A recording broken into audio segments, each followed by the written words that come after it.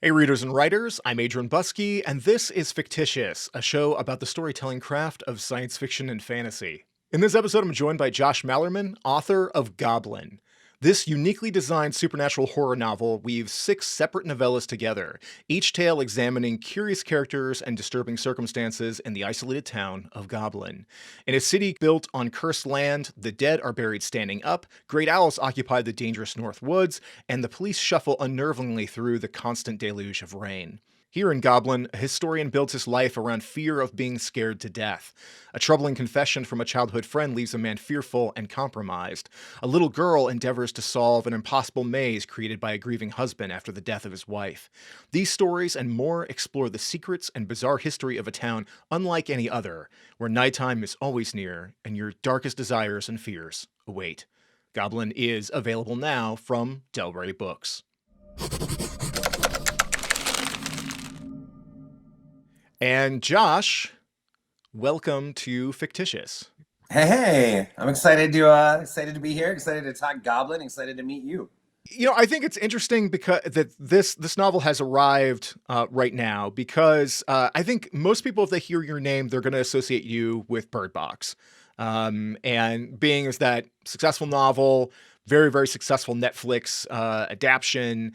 That definitely makes waves in the literary world when you're adaptable, and and it spreads to a broader audience because of those things.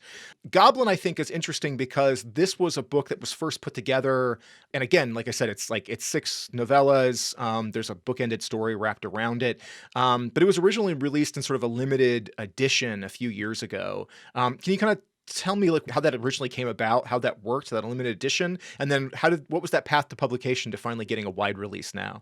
So the author Christopher Golden had contacted me shortly after Bird Box came out because he had heard that I had written some 14 novels or whatever it was by the time Bird Box came out. And I think I had expressed in some way, oh, I wish I could put these all out at once, right? And the wonderful sage advisor that Christopher Golden is, he contacted me. He's like, hey, listen, there are other ways to put novels out. You don't always have to go just through Del Rey or through the big five, how you're doing it. You could do a limited edition novel. You could, put one out on your website, whatever it might be. And he put me in contact with Paul Miller, who runs Earthling Publications. And this guy, Paul, and I immediately hit it off. I talked to him about Goblin, talked to him about a number of books, and sent him the book. He wanted to put it out, and all of a sudden, yeah, in between like major label releases, Goblin was coming out as a limited edition. And the reason it was so exciting, a second reason other than it just coming out and people being able to read it, is that it kind of like opened the door to like a secondary outlet, right? And without closing the door to Del Rey maybe wanting to put it out wide later on. So it was really the perfect suggestion for a guy like me who I have like 33 novels now or books now.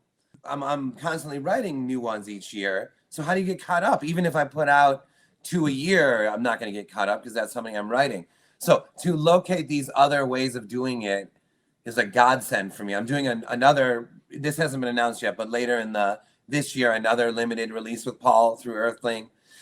At some point, Del Rey contacted me about giving a wide release to 3 books that I'd given limited or put out with limited releases. And now this year, those 3 are coming out. Earlier this year, it was A House at the Bottom of a Lake. Goblin's Moment is in the Sun is right now. And much later in the year is a book called Pearl. And so, again, the machinations here are like genius to me because I was able to release a book, Goblin, and without ruining or tarnishing the chances of that happening with Del Rey. And now here we are. And the biggest difference between the two is the cover art, which my fiancée did the original, the limited one. And I love that one. I have a poster of it here in my office. And then there's new cover art that I love also that is out now.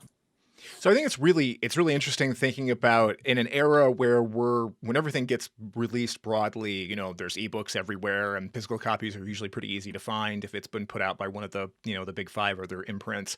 But to create something that is limited edition, that there's a certain level of scarcity to, where I mean, online in the time in the years following Goblin's original release, you could find a lot of people talking about, I want to read this story, but I can't find it. I want to get a hold of this book, but there's who has this? Is there somebody with it on eBay? And nobody's letting go of it.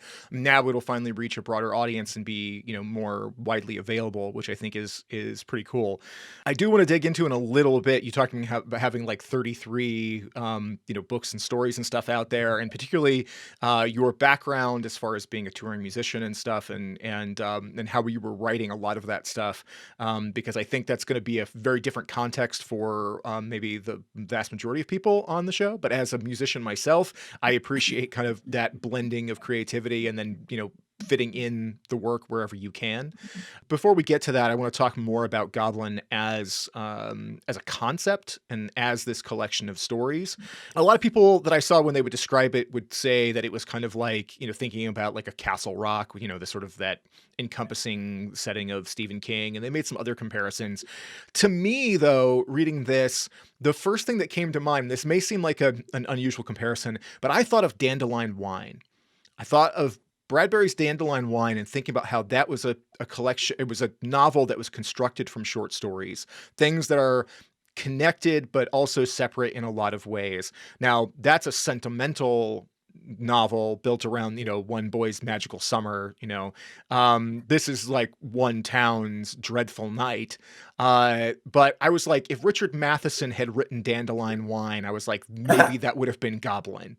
And I don't know, the people who are listening to this, the audience listening to this, if they'll have read something like that from Bradbury. I mean, it's pretty ubiquitous, but also I'm old, so you never know what the new context is for people. But that was the thing that ran through my mind when you talk about Goblin. How do you explain this to people? How do you explain the concept? Because it's hard enough to sum up a novel in a pithy couple of sentences, but when it's made up of 6 novellas and a book-ending story, that gets more complicated. So yeah, how do you pitch it? For me, the real sort of moment, the aha moment with Goblin was when I realized that this is going to sound a little bit silly, but when I came up with a name for the city. Why? Because I already knew the place I had and what I wanted to have happening here. But the moment that I was like, this city is called Goblin, this name that went along with how it felt to me and all the things that I planned on happening within the city, I realized that I hadn't just named the town, I had come up with my main character of the book, right? And so for me, the liberating part of this is that anything can happen in Goblin, but Goblin itself remains the main character. And what this means is we could go to any character, any citizen, any character, any visitor, anybody that has to get out, anybody that's just born, an empty building in Goblin can be a whole story. So it was like the gates, the doors, everything flew open the moment I realized, because when you're starting it, like any book, right, you don't know exactly what you're doing. You have some idea, right? You're like, oh, this is scary or this is good. And then usually pretty early on, hopefully early on, it rises to a different level within you. For me, it was when this place is called Goblin and this is what it's like. That's my main character. And now the shackles are off. Anything can happen in Goblin. And so for me, if I was going to pitch it, I mean, I don't see how I could possibly be what you were saying about Matheson, writing Dandelion Wine. I think that's exactly how I would pitch it now. but some people some people say, oh, is it like if the Twilight Zone is a physical space? I'm like, no, let's not say that, because in this case, the Twilight Zone's like an accident. Like you stepped into the Twilight Zone.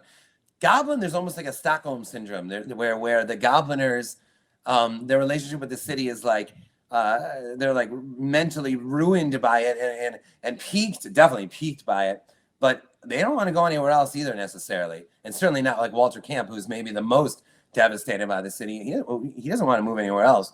So that relationship, that push and pull with the city, I think is sort of the ultimate tension of this book.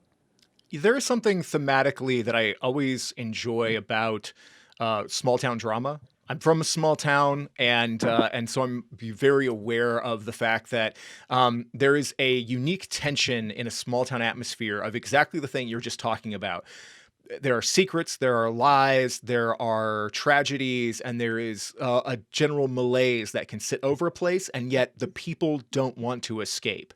Or they may talk about wanting to leave, but they'll never do it because like they're rooted and secretly they kind of love everything that they complain about in that space. And so reading Goblin, I kept thinking about that, how I was like, while this is obviously this sort of paranormal, dark fantasy, horror world and space and circumstances, there is a thematic parallel to just what it's like to be in a small town where people are rooted and will refuse to escape and embrace the darkness that they encounter in their own places. Discussions of theme can be very heady English major kinds of stuff. Oftentimes authors to figure out what they're talking about after the fact. Sometimes they go in with intention, trying to figure out what they're trying to say. In something like this, with several different, stories, you have grounds to play with a lot of different ideas. But at the same time, like you said, the main character of the story is Goblin itself, and there are thematic through lines. So what were you trying to say with these stories, other than just tell an entertaining tale? What did you discover about your own thinking as you went through it? I hadn't quite planned on it, but every Gobliner that's highlighted, their story is obsession, no doubt about it. And I think the best probably example, or the tightest example, would be the difference between Walter Camp and Neil Nash. Here are two quintessential Gobliners. They're extreme characters, extreme fears and ambitions, but whereas neither of them would ever leave this city. Both of them, everything they do is a reaction to this city. Walter Camp is living in complete horror of the history that he's enamored with. And Neil Nash is living with the constant desire to break the one rule of the city that he cherishes above all things. And so to me, these two are like the opposite sides. How have they dealt with a life of living here? Well, one's like barely a shell of himself, and except for maybe when he's talking about history, but Walter Camp's just rattled. Neil Nash is like, brash. I am going to break through this. I'm going to break this one rule, this one law that we're not allowed to break. So I think the two of them sort of act as almost like the quintessential example. But then you go a little further, and Dirk Rogers, who's certainly the most tragic, I think, character in the book, he seems like a victim. Maybe he's not, what's the right phrase, philosophical enough to examine it like Walter or Neil Nash even is. And Dirk Rogers is just kind of like confused by it. He would almost have the most Twilight Zone-y experience of all, where the city, it's almost like, hey, I'm not even aware of what's happening to me at first, that kind of thing.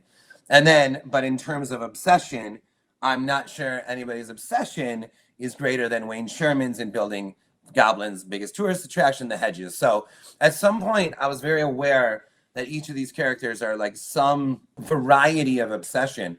But then I also noticed that in like other books that I was writing like at the time and stuff. And I started to sense this sort of, I could almost see, what's that music video, Land of Confusion. You remember that, the Genesis video? Yeah. With the puppets and all that? I could almost see the characters of Goblin looking like those people. Like everything's exaggerated. Everything's extreme. Everything's like, even they would look like Neil Nash would have a big forehead. Walter Camp would have a huge body. Roman Emperor would have really dark eyebrows. I never wanted it to reach the like Tim Burton line, because I feel like with a guy like Tim Burton, right? We love his movies. I love his movies, but I'm never scared by his movies because I feel like there's so much whimsy there. Mm-hmm. And in Goblin, there's a lot of that in the pot, and I was very aware the whole time of keeping this more like, keep this in a range where you can still scare someone, where you can still deliver something eerie rather than just whimsical, fanciful, like Tim Burton, again, who I love. So what that meant to me was every time I went back to their obsessions, and every time I remained on their obsessions, each story became almost like a one-note pulse. I wouldn't say a safe space to stay, but it almost just felt like the right space to say, stay with ghosts with Camp, stay with his fear of ghosts. Let's not get too far. Let's not show him teaching a class and, let's just like stick here. stick to wanting to bag one of the great owls, stick to building the hedges. And by virtue of having 6 different stories, 6 or 7, however you want to look at it, it wasn't a one-note book. While it's all obsession, each of theirs are like different registers, like on the scale. So definitely, to me, the theme throughout the whole thing is without a doubt, it's that Stockholm syndrome and the obsession, whether it's, I wouldn't say any of them are healthy, but whether it's good for you or not, with the city itself. I think there's a lot to unpack there that that dovetails into a lot of the stuff that I want to talk about here. One of the things that I do want to explore there is when you think about how a lot of like horror stories are constructed, and you think about some of the most classic tales there are, if you get right down to say like the haunted house, there's really 2 reactions to the haunted house. You either turn a blind eye to it and ignore it and go on about your day all the time in the city where you live and just pretend it's not there or talk about it in hushed tones, or you're that group of kids that finally decides that one day they're going to sneak into the haunted house and find out what's there for you. And I feel like with the stuff you were talking about, like Goblin is like an entire city of just that, of every corner of it is one of those places where you can either just go, sure, that's there and I'm not going to think about it, or you go, I need to know. I need to go in the woods. I need to know what's up there. And I think that creates a really fun playground to explore a lot of these different ideas. I also like what you were talking about there as far as thinking about when you've got a horror vibe, when you're building this kind of atmosphere in these kinds of stories, the danger with, any type of genre, but like particularly with horror, is overdoing it. Is pushing the things too far, taking the trope and maybe leaning into it too much to the point where it breaks the atmosphere or it becomes too obvious or just too over the top. In constructing these, and especially since you have, the separate narratives, like you said, each one kind of drills down on a specific idea, but you are building atmosphere, this very creepy vibe, lots and lots of details about Goblin coming out. But how do you work to make sure that the elements are balanced so you're never tipping too far into whimsy, too far into, a trope? Or how aware were you of like horror trope while you were building these stories? Well, great questions and thoughts, all of this. I think in the same way that like, punk is an answer to disco, right? That kind of thing. I think that I could find that same sort of thing within just Goblin itself, meaning it's no accident that Neil Nash follows camp. And those were mostly written in order. The Dirk story was the last one I wrote, but mostly written in order. So it's no accident that camp, who's living like completely fearfully, is followed by a guy who's living fearlessly, right? But at the same time, Neil Nash's is probably the closest that comes to this is over the top. Jesus, Josh, you have like a meat cake with hot dog candles and, like something like we're going like, all right, man, this better be as far as we go in this direction. And then he is followed by even an outsider and with like a mysterious, like, past and work ethic. And, is this dark magic real? And I feel like the little boy, Pete in Presto, I feel like he, what's it called? He grounded us again. So we went from like way over the top Neil Nash, pretty freaking over the top Walter Camp, way over the top Neil Nash, down to, wait, here's a little boy in Goblin. He's got a bike, he's got a house, a mom and dad, and he's interested in a magician coming to town. And then that again, followed by probably the most like nightmarish or tragic in Dirk, and then back to extreme in Wayne Sherman. So I think there's no question that there was like a balancing act, but not, how do I put this? In the same way that a verse follows a chorus rather than like actual scales here of like, okay, yeah, a little too crazy. I think it was just sort of an instinctual thing, man, you just left a meat party. How can we, all right, so now let's, boy riding his bike. He's going to his favorite store. And I think that's just sort of one of the advantages of writing like novellas. Now imagine they weren't novellas, but had the same like peaks and valleys, right? Then it would literally be a conscious decision of, okay, we just had a really crazy heightened sequence. Now where are we going to bring our main characters? Well, maybe now they're just, at one of their houses discussing.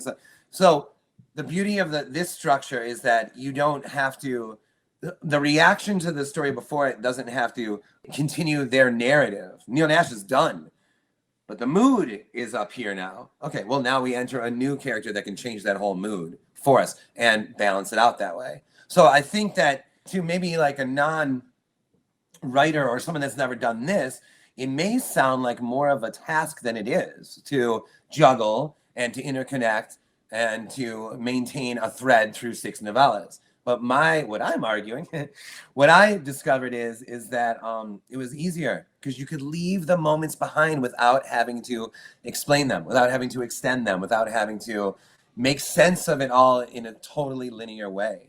That's one of the things I think is always such a great advantage of particularly short stories.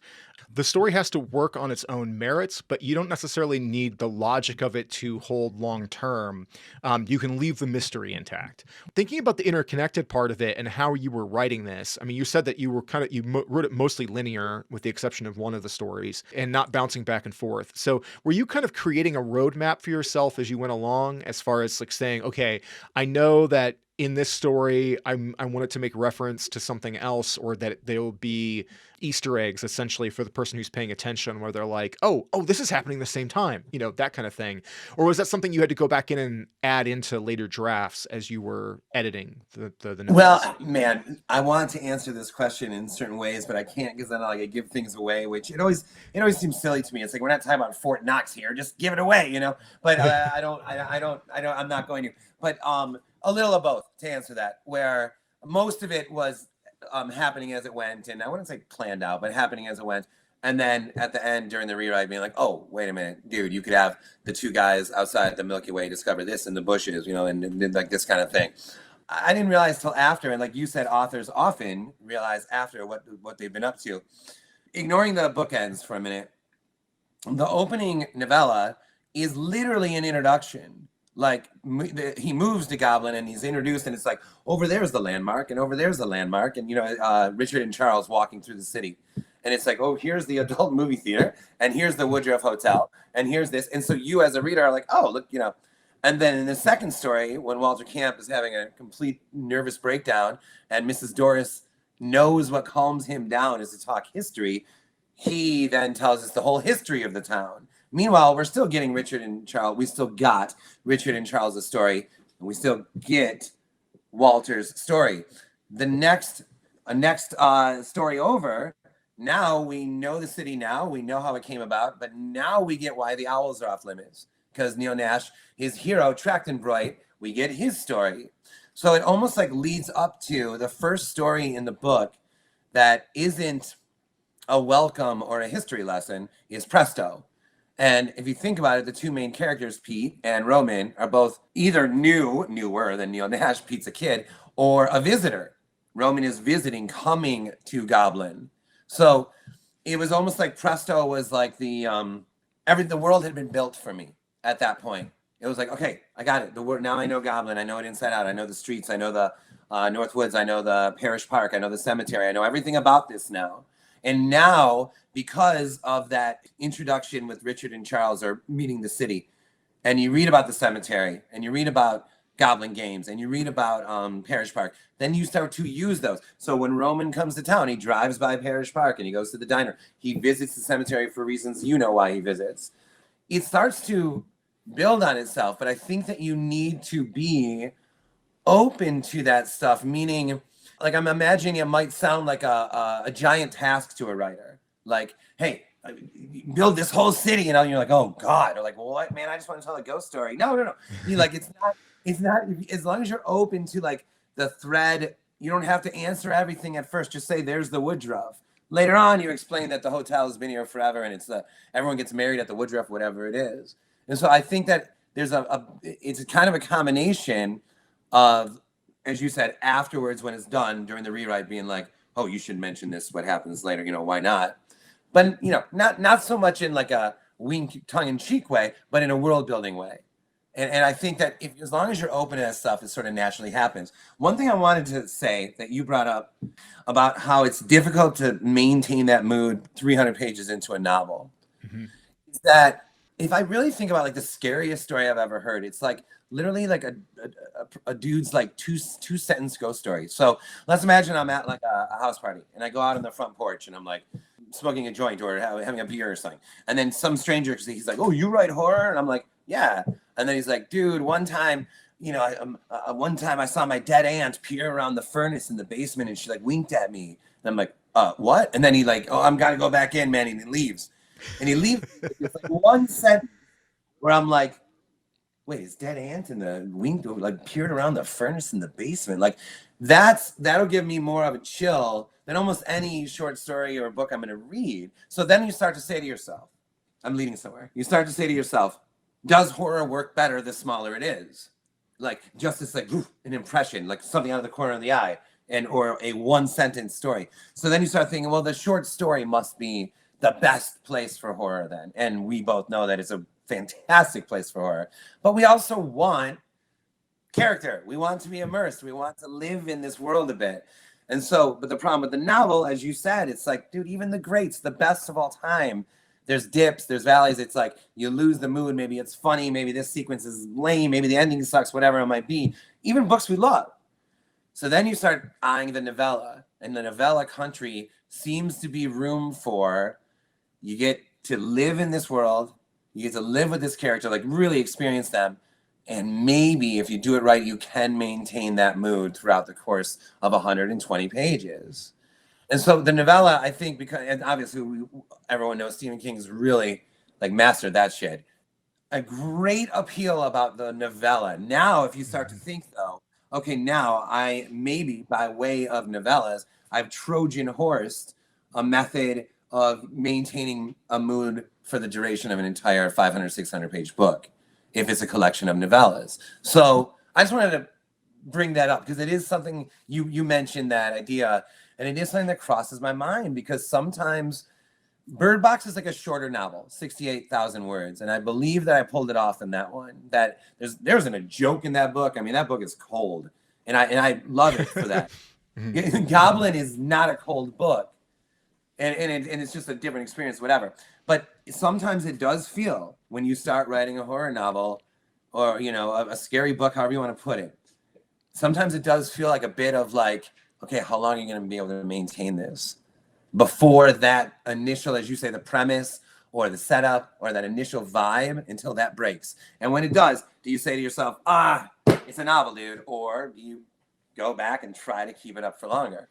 Well, I mean, it kind of makes me think about how, like, if you think about comedy, if you have to explain the joke doesn't work, right? Or it won't work. The moment you have to stop and be like, oh, but it's because of this, and then the audience is like, oh, okay, well, I get it now, but it's not funny. And I feel like horror is kind of that same thing because, like, the more it's explained or the more explicitly you allow the audience to completely understand every corner of it. I mean, there's certain kinds of psychological horror that get scarier the more you know, but supernatural horror can fall apart if you have to overdo the explanation. In this sense, though, in this story, I mean, you do give a lot of context for the horror of Goblin, but all of those things are building blocks. All of those things are giving you more pieces. It's like if people who are familiar with video games are familiar with the idea of the fog of war, which is like where you have like a map and the map is completely obscured, and then every time you visit a new place, the fog goes away, and then there's another place that and then you can kind of go back to. I feel like Goblin's like that. You walk in and it's just this wall of rain. In fact, there's a phrase for it in the book that eludes me at the moment, but where like sometimes you just literally can't even see anybody because there's so much water coming down. I feel like you have this wall of rain that covers this town, but yet every time you get into one of these stories and walk around, you see that new place. You see that hotel where everybody gets married, and you see these different places where now you're like, oh yeah, I remember that place. Isn't there a key sitting out somewhere, in the bushes there or something like that? Like it creates this context where you're like, I could go back there at some point. I feel like there's something dangling. I feel like there's a story piece that I'm missing, and the novellas allow you to continue to explore those things, which I think is really cool. Exactly what you're saying, because let's say you're that tour of the city, and then you're like, oh, the Woodruff, something's got to be able to happen at the Woodruff. That could be its whole other novella, Like, you're right. Like, everything, if you are aware that you're working in this building blocks, every single detail could become its own story. The West Fields next to the Northwoods, well, where's that story? Where's the Woodruff story? Where's the Milky Way story? Where's the, and then you're like, oh my God, this could be like 10 volumes. Well, and that does bring the question to mind then, is this you have built yourself a playground that there's plenty of space for more stories. Is that a thing you're considering? I mean, obviously you've been very prolific and put a lot of stuff out, but especially now that this is hitting a wider audience, is there a chance that, that you might be returning to Goblin? 100%. I wouldn't even mind calling it a return to Goblin. Yes, 100%. For years, someone would ask, "You gonna write a sequel for Bird Box or something?" And I'd be like, "Maybe I had an idea for it. Maybe, and this and that." And you get asked that kind of thing, which is exciting. But with Goblin, 100%, yeah, man, I would love to. In fact, I've been working on novellas for a different book recently, and this conversation with you that we're having, I originally, at some point with Goblin, I started to make a list. Let's write these 10 stories, these 10 characters. And there was the Woodruff, there was the Westfield, stuff like that. By novella 5 in the rough draft, the book was like 500 pages. And I was like, oh my God. I was like, I don't know if I got another 500 pages in me, man, And I already had the bookends. I'm like, all right, I'm done. We're good. And then about a year later, I added a mix-up at the zoo. So that was sort of like the last one. And I'm glad I did for numerous reasons, but it doesn't matter. So that was the one that was added. So the point was, even when working on that, there was like 4 or 5 ideas that I just didn't get to. Imagine now when I read it with years between me and that moment, and literally again every single moment. So yeah, I would love to do it where the stories are about the same length, but I would love to do like one just huge volume, like 7, 8, 9 novellas, and really get in. And it doesn't have to be one night, and it doesn't have to be, because the question starts to arise when you're in Goblin, the book, is everybody that lives here like this, or just these 6 that are highlighted? And me as the author, I'm saying everybody. Let's meet 8, 9, 10 more people like as soon as we can. Like everyone's got a story like this. Yeah. Something that thematically I really liked in there, and I bring this up because I think when authors are constructing their stories and thinking about the things that they want to write about, I think one of the most powerful things is just asking the questions that maybe you've mulled over in your mind but have not said out loud or haven't gotten a reasonable answer from somebody else. And I think you touched on it, one of these earlier. You're talking about Camp, the historian, and also just talking about, you're making the allusion to like being, at a party and a guy walking up and being like, "Oh, my dead aunt," and then walking away. One of Camp's whole story is predicated around a fear of ghosts. And it's a fear of ghosts, not because he's seen a ghost in the past, but because he's like the only person he knows who hasn't. Because everybody else in his life has at one point or another relayed some story about a strange phenomenon or a scary thing or, that they've encountered, and they kind of laugh it off. They just talk about it like, "Oh yeah, that's that thing that happened." And like, "Oh, well, here's this weird thing that happened to me." And then they go about their daily lives like it's nothing. And Camp has reached an age and a level of experience where he's just waiting for this thing. He feels like my time is coming, and he's built it up in his mind so much that he's literally afraid of dying because it will scare him and it will physically kill him.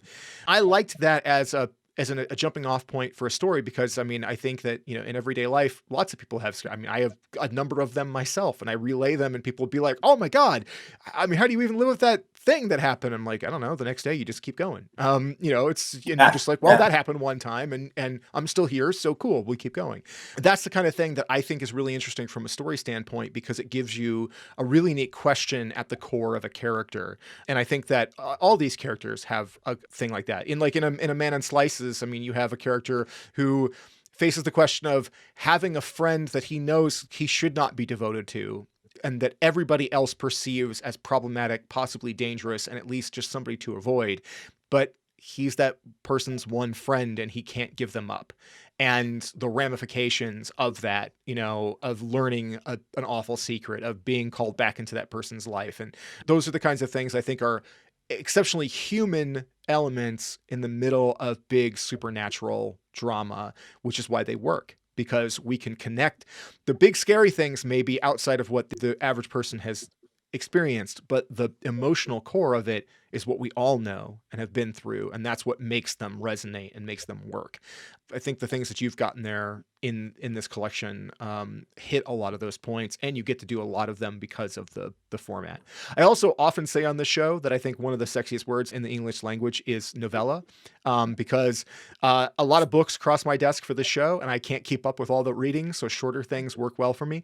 And I'm also ADHD, so like low attention span theater. So, and I think that there's a growing in the age of like Kindle, the age of like Tor.com putting out their like novellas. I think it's reoccurred. I think because the show focuses on fantasy and sci-fi, a lot of times those books are these, big chunky 900-page epic fantasy things. And I think that there are more people who are leaning into now being like, but no, sometimes I just need 150 pages. Sometimes I just need 68,000 words that gets done what it needs to get done and doesn't belabor the point and doesn't follow 37 characters and 18 years of these characters' lives or whatever. So I dig that is something that you have you've gotten the best of both worlds. You get to have the novella, but you get to have a full book. And I think it's the kind of thing that a person could dive into, read one story, take a little break, come back to it, read another one. They may not necessarily get all the Easter eggs then, but at the same time, I think those things will hang around in people's heads and it'll work. I want to talk about the nuts and bolts of your creative process. And the first thing I want to get into is just like you said earlier, you're very prolific. You've put out a lot of stuff, especially for like a young guy in this world. And you were doing a lot of that writing while you were in a completely different creative atmosphere before. So can you kind of talk about just that kind of origin story for you as far as a writer, as a, musician, as a person who was driving and touring, and how in the hell did you make the time, and make it work for you to be able to get that writing done while you were on the road and in, strange environments? Man, so the shortest backstory would be that I'm in a band with my best friends. We've all been best friends since we were like 11 years old. But I didn't join the band. Me and the other singer-songwriter, Mark, didn't join the band or even start playing till we were like 19 or 20. The bass player and drummer, Derek and Chad, were already playing when we were 10, 11. So by the time we started, they were like an amazing rhythm section with two like Nimrods on guitar and writing songs. But prior to that, I was trying to write wrote short stories, poems, like emo poems, like goth poems, really, comic book stuff like that. So and Mark too. Mark and I always have been talking about ambitions of writing novels. This led to essentially the bandmates. I mean, it wasn't quite this cut and dry, but it was like, you are artistic minded, you write, we play, we get together, you could write our songs. Not quite like that, but that's how it went, right? And Mark's reading those poems of mine while I'm playing the organ, Derek's playing. So all of a sudden we're making music, but always with these literary aspirations, like is where we started, Mark and I, or let's just say book aspirations. And then we moved to New York and the band really starts practicing and recording all the time. Mark and I would section off a weekend where we're going to try to write a novella. And I kind of pulled it off, kind of not. Like I tried to write 4 novels between ages 19 and 29. And I failed at them. And all I mean by failed is I didn't finish them. I don't care if it's good or bad, a rough draft. Like that, my God, does that not matter? Considering all the rewrites that you're going to do. I rewrote Bird Box again from scratch, after it was bought by HarperCollins. So wow. To me, once that settles, who gives a crap if the rough draft's good or bad? As we just want it to be fertile ground for whatever. So I had failed at like 4 novels. And then at age 29, Mark left the band and I found myself suddenly, we were touring like maniacs. Suddenly we were at home in this area for like 2 months. And I went to an all night like coffee shop near here. And I was like, listen, I think I finally figured out how to write a novel. I'm going to try to write 2 at once. And if I get stuck in one, I'll turn to the other. And when I get stuck in that one, I'll turn back to this one. I'll like use them off each other. Right. And I started with a sort of a more lofty one. Made it like literally 3 pages, and I was like, and I jumped to this like just psychosexual horror novel and just erupted 15 pages a day, whatever it was, for a month, and wrote my first novel. After that period, it was one of the most exciting artistic experiences of my life. Like in this, 4 a.m. the session would end at like 4 a.m. every night, and seeing like the end in sight, and it's written in like the stack of pages, and like, oh my God, it's gonna happen. Then the High Strung get back on the road. And, we're playing shows, and I have this one book I wrote, and then I say, I want to write another one. But we're driving around like lunatics, and we don't live anywhere. And it's like, okay, but every single day, there is probably an average of like 4.5 hours a day where we are in the van, where Chad, the bass player, is in the back reading or sleeping. And Derek, the drummer, loves to drive, loves it. So I'm in the passenger seat. This is before smartphones. So I could, read, which sounds great. I could sleep, probably need it. I could just sit and talk, stare out the window, listen to music, or I could use this as kind of like office hours.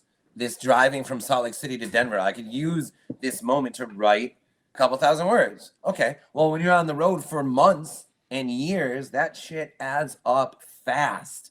And in 1 month, you have like 60,000 words. That's almost as long as Bird Box is for working like maybe half of that time, a couple hours a day, 2 or 3, let's say. So once that sort of possibility or that sort of methodology like took root, and I just have to include, I sort of made a rule that you're not allowed to, this still applies, you're not allowed to miss a day that you're planning on writing because you're hungover. That's you're not allowed. You're not allowed. if you're hungover, like that's your own fault. Let's do this. So something happened out there where it was like, okay, the only hard part is like, the bandmates would be listening to like Jerry Garcia or whatever, and you're like, and I love him, but you're like, how am I supposed to write like a scary scene while the Dead are on, while the Grateful Dead are on, But it was like, this is the chance to do it, and then do it, and then I would do it in bars, but we would set up, and I would write in the bars while we were waiting. I would do it at someone's house we were visiting. If you found like an hour here, just do it, and it started to like become a bit of a numbers game to me, where it was like, if you can find an hour or 2 a day to do this, at the end of the year, dude, you're gonna have at least 2 books a year like written.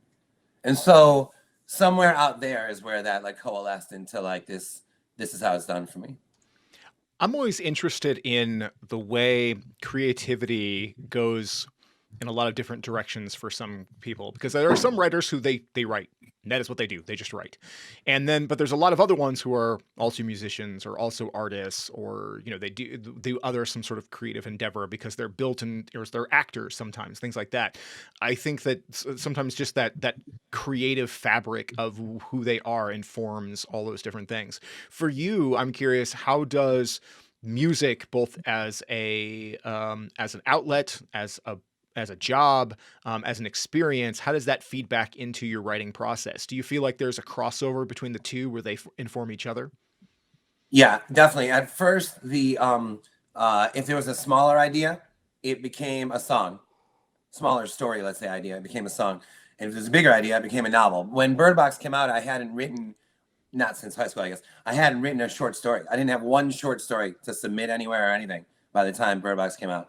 That has changed dramatically since then. I have a bunch, but I still feel like I don't want to say it's the weakest part of my game, but it's like the novel is home, the novella is like a playground, and the short story is like, okay, this is hard. We gotta work this out or whatever, But the music, the main link, or the biggest link is what I meant to say, that I have found is that I don't, how do I explain this? I care more about the take, the spirit, like the rhythm, the feel of an album than I do, like most people, than I do how good the guitar sound is, how great the singer is, how, if the song, this or that. So that I apply that to the rough drafts like 100%. If it feels right to me, and each of the books are sort of written almost with like an imaginary drummer in the room, right? In our band, I'm like rhythm guitar with the drummer, and it's not like I'm like some lead guitarist or something. So to me, it's like I could feel like the beat behind Bird Box the whole time I'm working on it.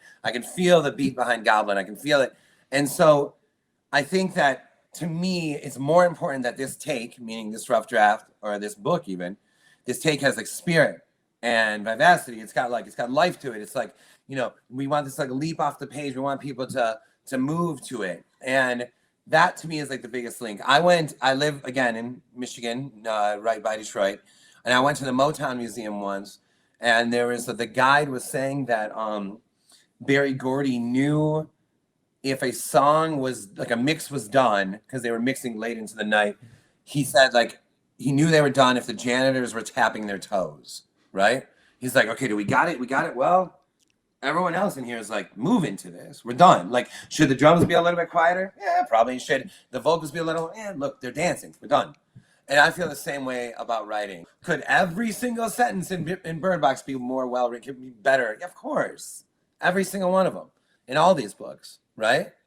But then to me, it's like, hey, I get to a point where the book where I'm like, the janitors are tapping their toes. We're done. And that's from music, 100% from music.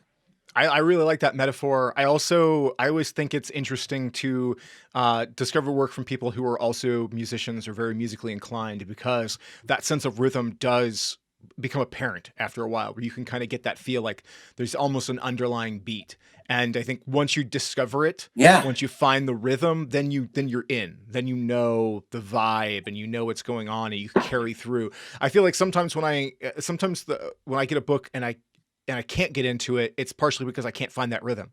I can't figure out like what propels me through it. Like I find things where it's fits and stops. And when I think about pacing, like as a musician myself, pacing feels like music to me. And it's when somebody changed time signatures in the middle of the novel in a weird place, and I didn't know what was going on for a little while. And it's like, wait, is this Prague? Oh no! Like trying to figure out my way through that, how they're constructing something. Yeah. So I think that's functionally a very useful. Yeah, dude. The weirdest feeling is that's hilarious. Is this Prague? Because the hardest thing is if you write like a rough draft and didn't realize that you had kind of done it to a jazz beat or something, right? So a year later you come back to read it and you're like, what the hell is this? Like when you can't find your own beat like a year later, and then you're like, oh, I get it. That certainly is. I think sometimes when people like trunk a novel or like even a short story or something and set it aside, like I have a short story that's drawered and I've had trouble coming back to it and getting the language right on it. And I think part of it's because like the story is heavy metal. It is like straight up, but I don't spend a lot of time listening to, I'm talking like Sabbath to like 80s style, like, kind of metal is just what runs through the veins of that particular story. But I haven't lived in that headspace for a while. And so like when I get back into it, I almost have to I got to find that beat again. I got to figure out what the meter and the rhythm so I can get the language right of it again. And I think that can be a challenge sometimes, at least for me. I don't know how that works for other people. I do want to know, do you consider yourself like a discovery writer or what people call a pantser? Are you an outliner? Has that changed over time as you've written a lot more stuff? What does that construction process look like? So I mostly a pantser because for a long time I insanely felt like if you wrote an outline, it was kind of like, well, in a weird way, it's a book. It's the whole story's done. It's just told in a really weird way, right? It almost like robbed like all the excitement to me or something. But there was one book, the biggest one I wrote, literally the biggest. It's 1,100 pages, where I felt like I needed at least some sort of scaffolding here to get through this thing. And in an almost like counterintuitive way, I wrote less per day with the beast than I normally would, and you would think, to maybe a non-writer, you would think that it's bigger, it's longer, you would need to write more per day. No. Because if you're doing like 3,000 a day, in a few months you're done, but you're also gassed. You just wrote a novel. So to write a story that's 3 times the length of that, I trimmed like the daily workload down to about 1,000 a day and followed for the first time ever this outline. It was more like a series of landmarks, and got through it. I was on it. I worked on it for like about a year, and it's the one time I did something that way, and I kind of loved doing it, but I haven't done it since, and I never did it before. So I would put myself in the pantser camp for sure. I like that you referenced it as like a series of landmarks, because there was somebody on the show recently that said that they didn't think of an outline so much as an outline, but as a roadmap, where they were like, okay, I know basically I figure out the destinations that I'm going to hit on this journey, but like any vacation where you're following the map, you can always on the way stop and go, oh wait, what's that over there? And that there's lots of, you can take different routes to get to those landmarks, or you can explore different pathways or asides.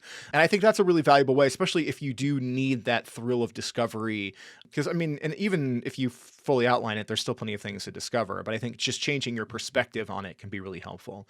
What are your tools of the trade? What do you write in, and how has that changed since those early days, in the touring van versus how you're writing now? I think the first 4 or 5 were handwritten, like longhand. It was yellow legal pads, and I loved it, man. I loved it. I used carbon paper, and so I would have because I was terrified of having just this one draft. So I would have 2 copies. I mean, it sounds like I was writing in 1950 or something, but no. And and I loved having I would finish. I would keep one on me and then mail the other one home. So like the book was in 2 different places. Another thing I loved about the longhand was that it demanded a rewrite, because when you type it out, obviously you're just naturally going to make changes, right? So I mean, nobody it would be almost psychotic to be like, well, this is what it says. You're making changes. So I love that about it. But I haven't done that in a minute, and I also haven't written a book in a moving van in a minute either, But I mean, there was like 8 or 9 of those. But when Alice and I go on like trips for books or whatever, or if we go up north to visit her family, whatever it is, like I'm still, I got to do this 1,000 a day or this kind of thing, it's not like every day. I feel like when someone says like I write every day, like they don't really mean every day. That's like psychotic. Like nobody's doing it every single day, but it's like every day. Once a project is started, every day till it's done. And then something else comes up. Oh, you have this short story or this interview or this. So yeah, it's kind of every day, but to literally think like every day, I mean, there's something just cold and unartistic about that too, or something. Yeah, I mean, it's. I think there's always the cases of different strokes, different folks. But yeah, when people talk about writing every day, like I'm mentally not hardwired to do a single thing all the time. Like I am built to switch gears and to change creative tacks or different kinds of work and things like that. And so, like I've done like the NaNoWriMo thing, National Novel Writing Month in the past, and I would get like 15 or 16 days in and start having like literally anxiety attacks, because it'd be like I am not made to do this. I have to take breaks. I have to recharge in different ways. So, it's like any writing advice. I mean, it might work for somebody, but it's other people are not going to be engineered the same way. And so you just have to figure out what works for you. Well, Josh, this has been great. Like I said at the top, Goblin at the time of this recording is about to be released. As people are experiencing this, it will be out in hardcover. The new ebook version will be out in the world. Like you said, new version, new cover.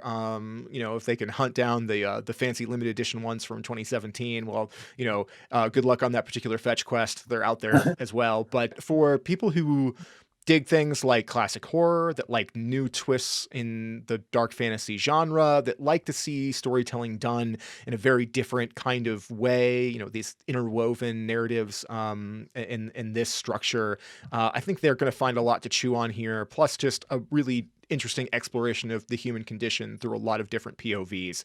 Where should people be following you online so they can find out about these other billion books that you've written, the stuff that are coming up next, what might happen with a return to Goblin, all that kinds of stuff? Where are you at online? A return to Goblin, man. I feel like I get started tonight. So it's just Josh Malerman, everywhere, Twitter, Facebook, Instagram, all that. But I will say this, joshmalerman.com used to be a very boring site, but it's not anymore, because during the pandemic, I serialized a novel on there, and it's not anywhere else. It's not an ebook, hard copy. It's nowhere else.